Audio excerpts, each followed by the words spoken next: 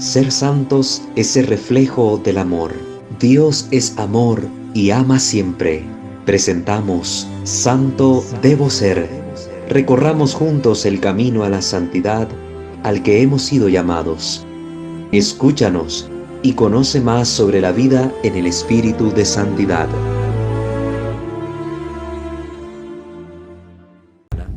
Vamos a entrar al libro segundo, capítulo primero, consejos que conducen a la vida eterna. Después de invitarnos a autoevaluarnos y hacer un examen de conciencia, una reflexión y una conversión, Kempis ahora nos está dando en este otro libro estos consejos, estos pasos a seguir para poder alcanzar la verdadera vida. Y es que la vida de esta tierra es pasajera. Yo no sé por qué tanto nos abrazamos a la vida de esta tierra. Como que no nos vamos a morir, nos apegamos a los bienes, nos apegamos a las cosas materiales, nos apegamos incluso a personas. Y no somos felices por esos apegos. Porque cuando perdemos esto, que es efímero, nuestra felicidad se acaba porque estaba atada a esta realidad efímera, un objeto o una persona. ¿No? Aprendamos a vivir en la libertad de los hijos de Dios, que consiste en no tener ningún apego, en poder solo abrazar la voluntad de Dios y tomarla como regla de vida, norma de conducta. Y la voluntad de Dios es la práctica del amor en la vida.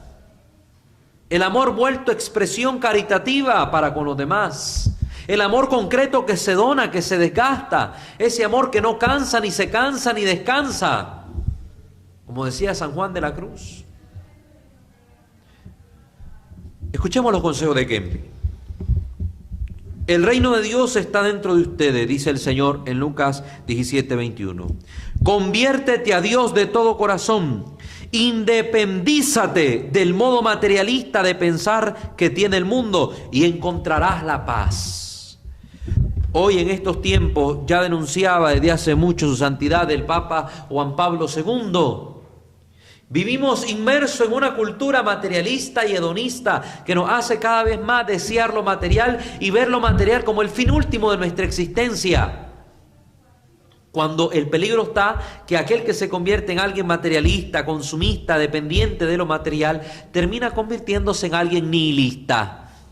En alguien que no cree en nada, no piensa en nada y no siente nada. Al final cree que la vida se acaba con esto, con lo material, porque mira que lo material a lo que él está pegado se acaba, es efímero, que si una casa se puede quemar, destruir por un terremoto, que un bien material alguien no puede robar o con el tiempo se va destruyendo. Entonces vemos que todo se acaba, terminamos teniendo ese tipo de ideología, ese tipo de pensamiento, el nihilismo.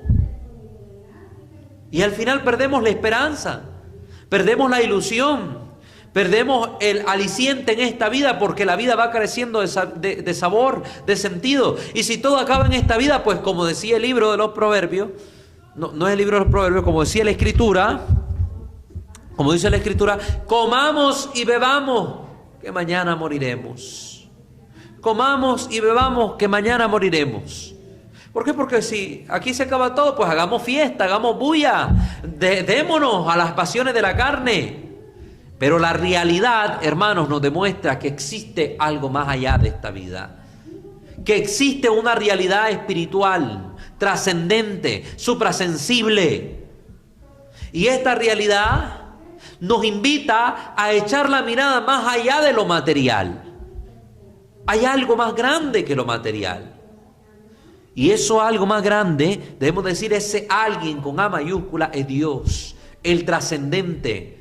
Ese espíritu puro y perfecto que nos invita a conocerle como creador de todo, que nos invita a conocerle como Padre amoroso, que nos invita a conocerle como Dios.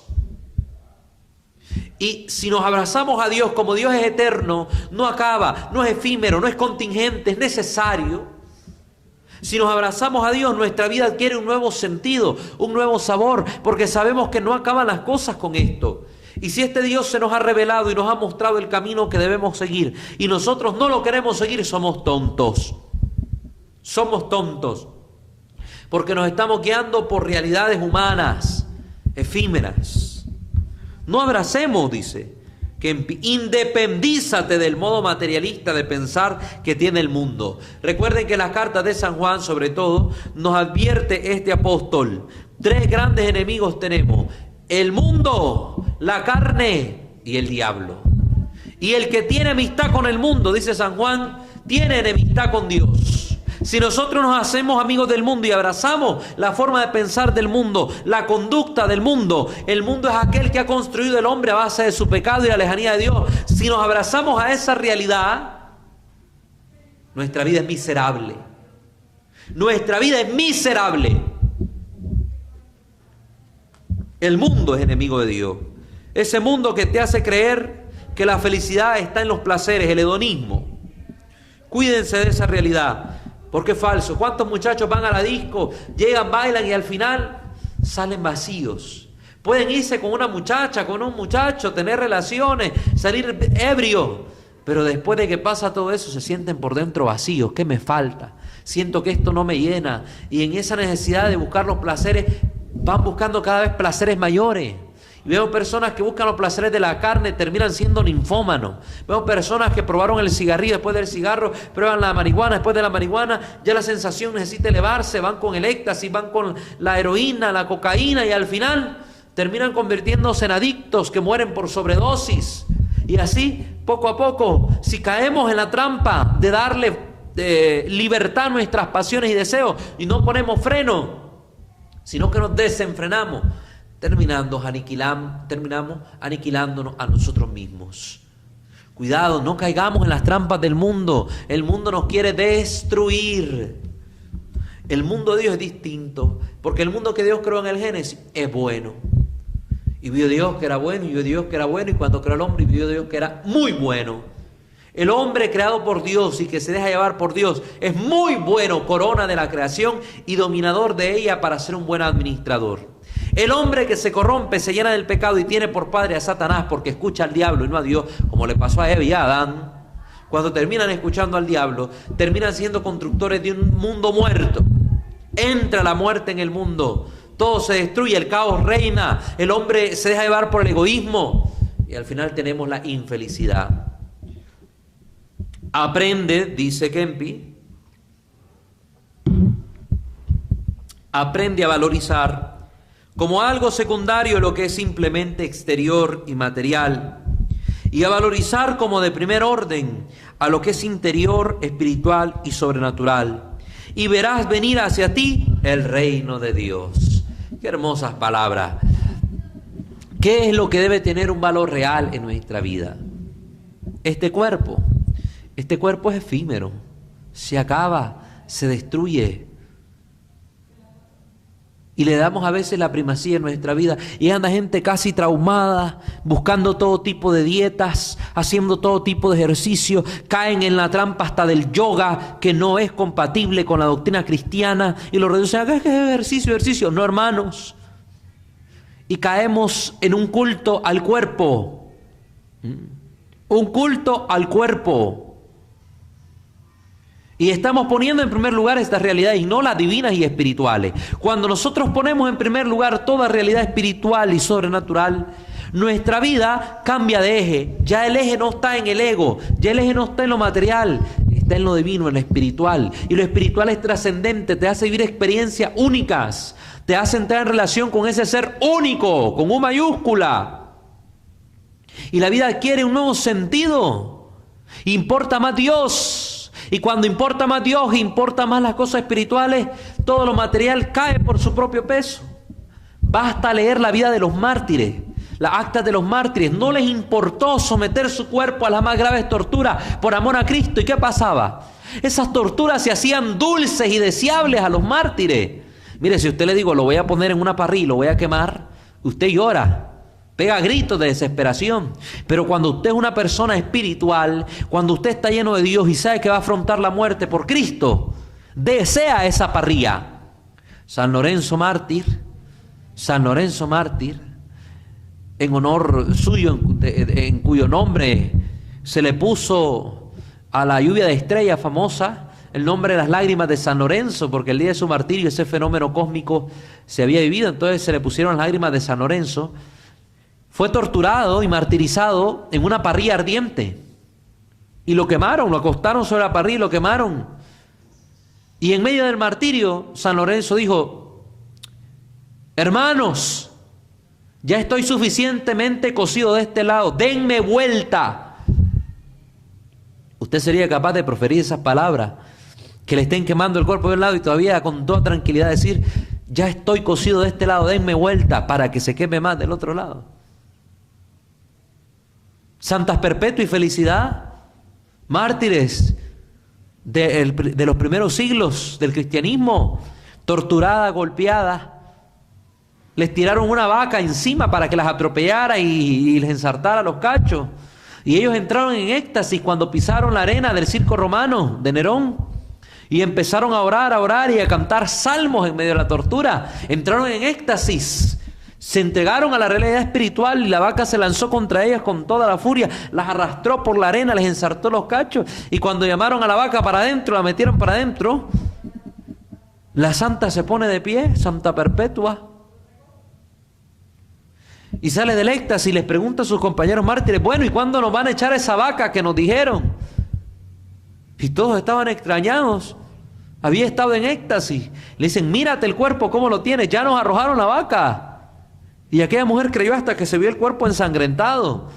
Pero miren la fuerza de lo espiritual que te permite incluso afrontar cualquier dificultad con otro poder, con otra gracia, de otra manera.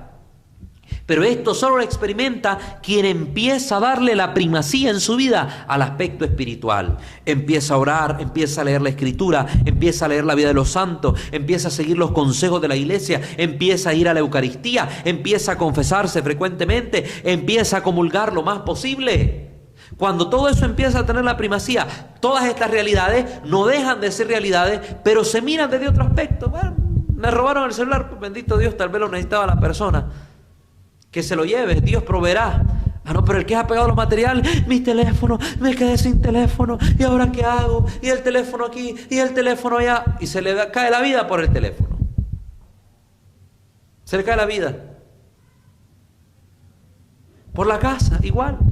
Ahí déjalo. El que vive con Dios, vive tranquilo. Me van a quitar la casa, el banco, pues que me la quiten, Dios me dará donde vivir. Me confío en la divina providencia de Dios y punto. Le detectaron cáncer, bendito sea el Señor, gracias, ya era hora que me detectaran alguna enfermedad si toda la vida he vivido sano. Es hora de unir mi enfermedad a los dolores de Cristo y ofrecerlo por el mundo. Bendito sea el Señor por el cáncer. ¿Cuándo empezamos el tratamiento? Con toda tranquilidad, porque sabemos que todo esto pasará, pero el reino de Dios no pasará. Y el reino de Dios se empieza a experimentar aquí adentro, aunque estemos todavía en este mundo.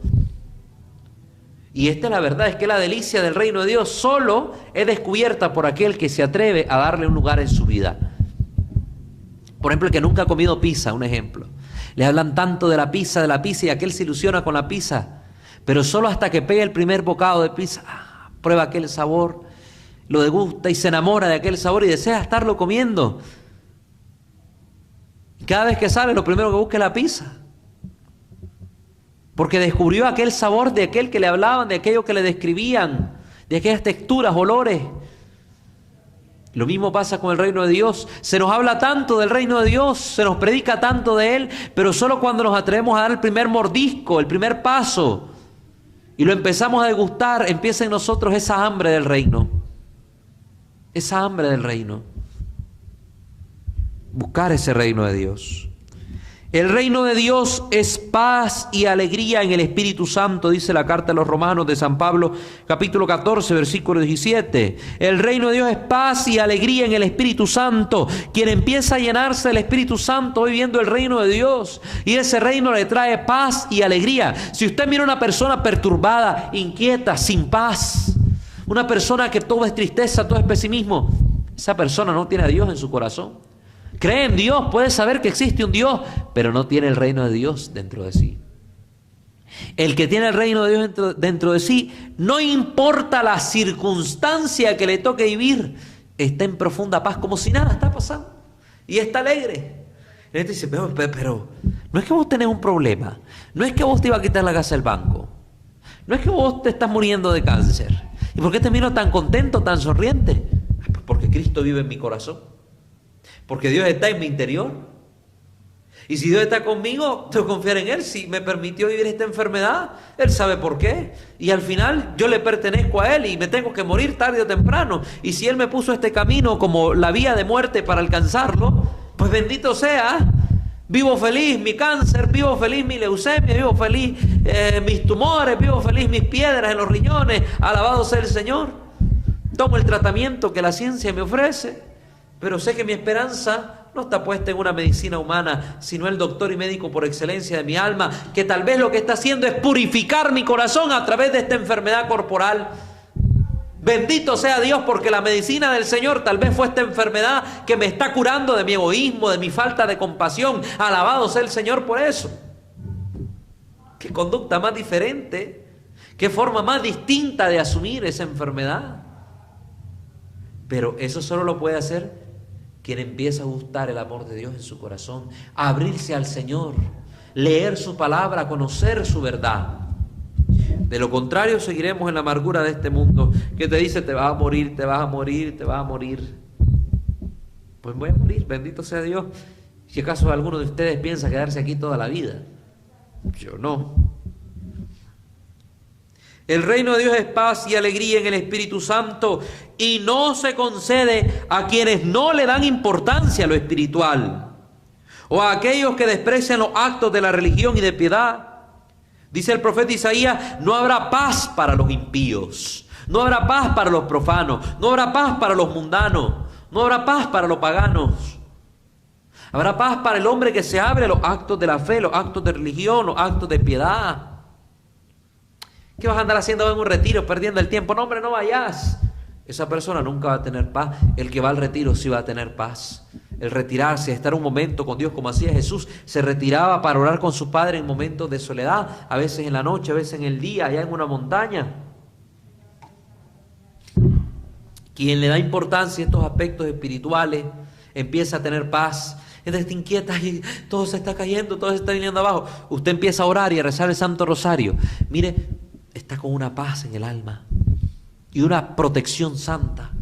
Recuerdo el testimonio de dos casas religiosas que estaban ubicadas en Nagasaki e Hiroshima, donde cayeron las bombas atómicas.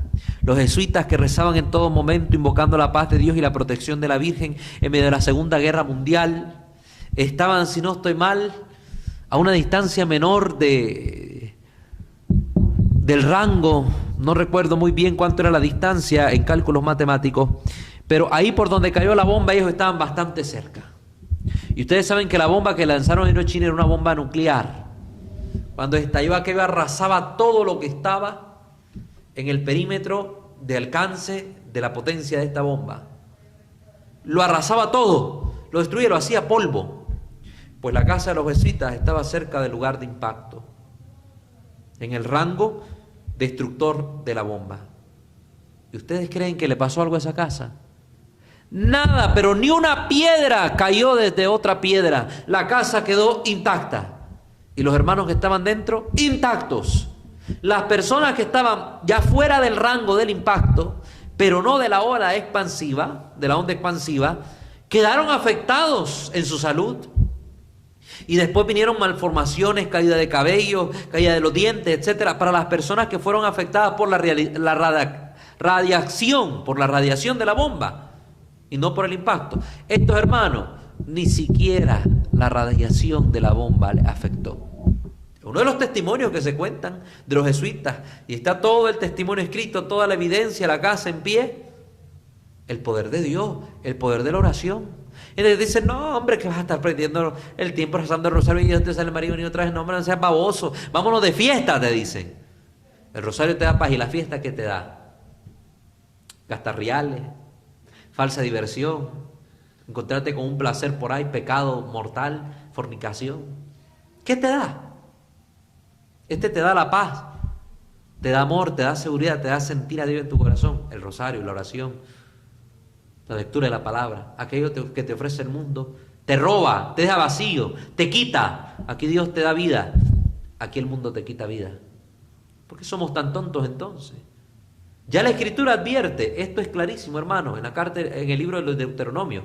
Libro del Deuteronomio perteneciente al conjunto de libros del Pentateuco, el testamento de Moisés. Dos caminos hay delante de ti, vida y muerte, luz y tiniebla, escoge. Solo hay dos posibilidades. O escogemos el camino de la vida o escogemos el camino de la muerte. ¿Qué camino queremos escoger? Y recuerden que Jesús daba una advertencia en esta misma lectura evangélica, que se sitúa en Mateo capítulo 7, donde hablaba precisamente de la viga en tu ojo. También decía Jesús: angosto es el camino que lleva a la salvación y ancho aquel que conduce a la perdición. Dos caminos están delante de nosotros, vida y muerte. El camino de la vida es angosto y pasás penuria, pero llegás a la salvación eterna. El camino de la perdición es ancho. Se siente como libertad, se siente felicidad y tranquilidad al recorrerlo, pero al final desemboca en un terrible abismo que termina siendo tu condenación eterna. Tu condenación eterna. Y yo se lo digo a la gente. Miren la iglesia, a veces los templos, aunque se llene un templo 200, 300 personas. Pero díganle bacanal, vayan a ver la discoteca, vayan a ver los conciertos. Multitudinarios. Digo, ¿cuánta gente sin Dios en el corazón? ¿Cuánta gente necesitada de Dios?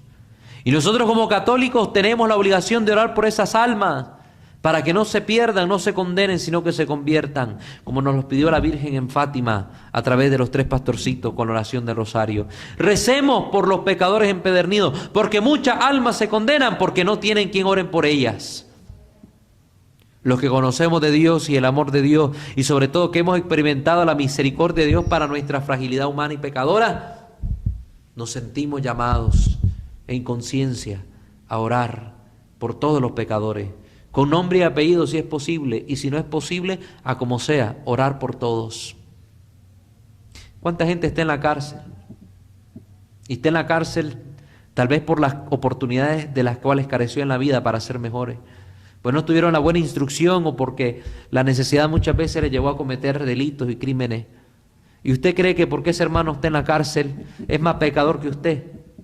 Cuidado usted que anda libre y no está detrás de los barrotes. Es más merecedor de estar encerrado que esa persona. Oremos por los encarcelados, para que los que están presos también alcancen salvación. ¿Quién le asegura a usted que un preso se va a condenar solo por el hecho de ser preso? Y si en esa cárcel que Dios le está permitiendo vivir, experimenta ese hombre, esa mujer, el toque de Dios y se convierte, cuidado y que puede ser santo y llega a los altares, y usted que está libre en la calle, cuidado que llega a la condenación eterna, allá donde está Satanás haciendo de las suyas en el infierno. Oremos por todos, especialmente para que ya no haya más muerte, más crímenes, más delitos. No desesperemos de la salvación. Confiemos en Dios que tiene poder de tocar los corazones, porque decía en la Escritura, en el libro del profeta Jeremías, si no estoy mal, o es Ezequiel. Disculpen, que ustedes saben que uno no es computadora, yo no soy computadora para memorizarlo todo al cabo y rabo, pero sí sé el contenido de los textos. Y el Señor dice a través del profeta que Él cambia el corazón de piedra y lo vuelve de carne. Significa que hay esperanza. La esperanza nunca se debe perder. Dice un dicho popular, la esperanza es lo último que se pierde. No, no se debe perder la esperanza nunca, ni siquiera al final. Es cuando más debe brillar la esperanza en la confianza en Dios, porque la esperanza tiene este aspecto fiducial, confiar. Porque confío en alguien, puedo esperar. Porque confío en Dios, puedo esperar. Si yo no confío en Dios, ¿en qué voy a esperar? Nadie tiene esperanza si no hay confianza. Confiemos en que Dios puede cambiar los corazones. Tengamos esa esperanza en el Señor. Lo que vivió Santa Teresita, yo creo que aquí se los he comentado, orando por un pecador empedernido y ofreciendo sus dolores en la cama porque estaba enferma. Una muchacha joven, murió de 23 o 24 años. Ofrecía sus dolores y oraciones por los pecadores empedernidos. Y un día se dio cuenta de un pecador, de un asesino que había sido capturado y estaba en la cárcel. Ella se propuso orar por la conversión de aquel hombre que era irredento, que no creía en Dios, que no quería nada. Y ella oró y ofreció oraciones todos los días hasta el día del cumplimiento de la condena de aquel hombre. Si no estoy mal, iba a morir ahorcado o decapitado por el verdugo. Y ¿Cuál fue el susto de Santa Teresita que le llegaron noticias después del ajusticiamiento de este criminal? De que él, antes de ser ajusticiado, pidió un crucifijo para besarlo. Este fue el signo para Santa Teresita de que sus oraciones habían surtido efecto y que aquel hombre había aceptado a Dios en su corazón y había cambiado, por lo menos en el último momento. Así que nunca hay que perder la esperanza. Con tu hijo drogadicto, con tu hijo alcohólico, con tu esposo maltratador, con tu padre que te abandonó, nunca pierdas la esperanza de que Dios puede tocarles y cambiarles. Vendrá Cristo a visitarte si le das lugar a las cosas espirituales en tu vida, a concederte consuelos y alegrías si en tu interior le prepara digna morada. Y es que el Señor viene a conceder lo que se llama consolación espiritual, a darte paz, a darte gozos espirituales que en esta vida no tienen comparación. Y de repente antes ibas a misa fríamente porque no le dabas lugar a la oración a Dios en tu corazón, solo la hacías por costumbre o mecánicamente, pero cuando empiezas a orar, empiezas a abrirle a Dios una puerta en tu camino, vas a misa y de repente a la hora de comulgar sentís algo tan maravilloso que te llena, que te toca y te hace hasta llorar a veces. Consolaciones espirituales que Dios le da a esa alma que se abre a Él. Jesús lo prometió, Juan 14, 21. Si alguno me ama, dijo Jesús, yo le amaré y me manifestaré a Él. Yo le amaré y me manifestaré a Él. Haré morada en Él, había prometido el Señor. A quien le ame, el Padre y yo vendremos a Él y haremos morada en Él. La inhabitación de la Santísima Trinidad. Esté el Padre y el Hijo, y donde esté el Padre y el Hijo, esté el Espíritu Santo, que es el amor entre ellos, el amor entre ambos. Dios viene a habitar en el corazón que se le abre, ahí donde el corazón está habitado por Dios, la paz, la alegría, el amor se desborda. Y empezamos a ver ese amor actuante, porque de lo que está ahí en el corazón hablará la boca, y de lo que contenga el corazón, de eso que esté el contenido del corazón, será el contenido de nuestros actos. Y empezamos a ver a las personas antes mal habladas, ahora que prolifera en su boca bendiciones. Hay una multitud de bendiciones en su boca. Hay una proliferación de bendiciones, de palabras hermosas y alabanzas. Ya no salen aquellas malas palabras, aquellas palabras soeces, aquellas ofensas, no. La forma de hablar de la persona cambia, la forma de pensar de la persona cambia, la forma de actuar de la persona cambia. Dios, habitando en el corazón, hace maravillas. Toda su gloria y su belleza son interiores, y en la vida interior le agrada estar. A menudo Dios visita a la persona que se dedica a la vida interior y espiritual, le habla suavemente, le llena de consuelos, le infunde profunda paz y le demuestra amistad profunda y maravillosa hasta el extremo. Y esto solo lo puede testimoniar quien ha vivido esta presencia de Dios. Por ejemplo, personas que viven un retiro es una ayuda para dar los pasos hacia adelante. El retiro no es el fin de la vida espiritual. El retiro es una herramienta, una ayuda, un empujoncito, un avanzar hacia adelante. Pero te pueden decir los que han vivido este retiro y dar su testimonio, cualquier género de retiro de la Iglesia Católica, y te dan su testimonio, te hablan de este gozo, de esta paz, de este consuelo, que les hace derramar lágrimas en el retiro, que les hace desear la confesión, que les hace buscar estar bien con el prójimo. Yo los invito a buscar estos retiros espirituales, retiros de iniciación cristiana, los ejercicios de San Ignacio de Loyola, retiro de nueva vida. Todos estos retiros son importantes, que los aprendamos a vivir, que los gocemos, que nos dediquemos un tiempito, un fin de semana para ti, Dios. ¿Cuánto tiempo le dedicamos como esclavo a los trabajos? Pues ahora date tu tiempo para dedicarte a ti, a Dios. Tienes derecho a darte ese tiempo. Vamos pues, alma fiel, dice Kempis, prepárale digna morada espiritual a este gran amigo para que venga a visitarte y hablar contigo. Porque Él ha dicho, quien me ama cumplirá mis mandamientos y vendremos a Él y haremos morada en Él. Juan 14, 23. Amar a Dios es cumplir su voluntad y cumplir la voluntad de Dios es amarlo. Y cumplir la voluntad de Dios es conocer sus mandamientos. Y dice el Señor, la ley y los profetas se resumen en amar a Dios sobre todas las cosas y al prójimo y al prójimo como a ti mismo. Ese es el resumen del decálogo, ese es el resumen de los mandamientos. El que ama no hace mal, el que ama no hace daño, el que ama procura servir al otro, el que ama busca el bien del otro, el que ama procura el bien común, el que no ama destruye, el que no ama es egoísta, el que no ama divide, el que no ama pelea, el que no ama... Podemos seguir enumerando miles de cosas. Si usted dice creer en Dios y amar a Dios, revísese si sus actos son coherentes con sus palabras. ¿Cómo va a decir usted que ama a Dios si chismea, si miente, si roba, si envidia, si es avaro, si es fornicario? ¿Cómo puede decir usted que ama a Dios? Sus actos, su vida y sus palabras contradicen el supuesto amor que usted dice tener a Dios. ¿Podés cambiar? Sí. Siempre es posible el cambio